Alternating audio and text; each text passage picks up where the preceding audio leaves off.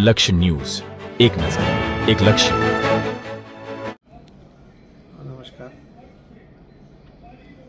આતંકવાદીઓ દ્વારા કાશ્મીરના પહેલગામમાં પર્યટકોને એમને ધર્મ પૂછીને હિન્દુ હોવાની ખાતરી કર્યા પછી સીધું ફાયરિંગ કરીને એમની જે હત્યા કરવામાં આવી છે આ ઘૃણાસ્પદ બનાવને હું વખોડી કાઢું છું.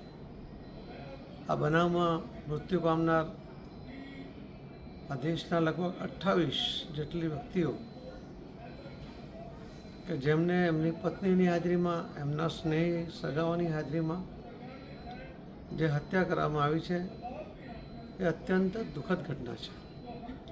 ગુજરાતના પણ 3 લોકો, ભાઈ શ્રી શૈલેષભાઈ, શ્રી યતીશભાઈ, શ્રી સ્મિતભાઈ, આ 3 જણનું પણ આ બનાવની અંદર એમનું પણ મૃત્યુ થયું છે.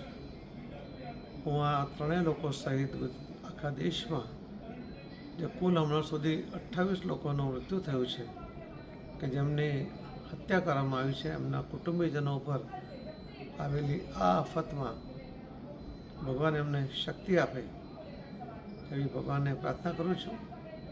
માનનીય પ્રધાનમંત્રી શ્રી મોદી સાહેબ પણ પોતાનો પ્રવાસ ટૂંકાવીને તરત જ ભારત દેશ પાછા આવ્યા છે અને આખા દેશને વિશ્વાસ છે કે જેમની હત્યા થઈ છે એમનો બદલો જરૂર લેવામાં આવે. આખો દેશ એક થઈને એની રાહ જોઈ છે અને ચોક્કસપણે બીજી વાર આવું કોઈ કૃત્ય કરતાં પહેલાં વિચાર કરે એવી કડક સજા એમને થાય એ કરવા માટે આપણે બધા કટિબદ્ધ છીએ.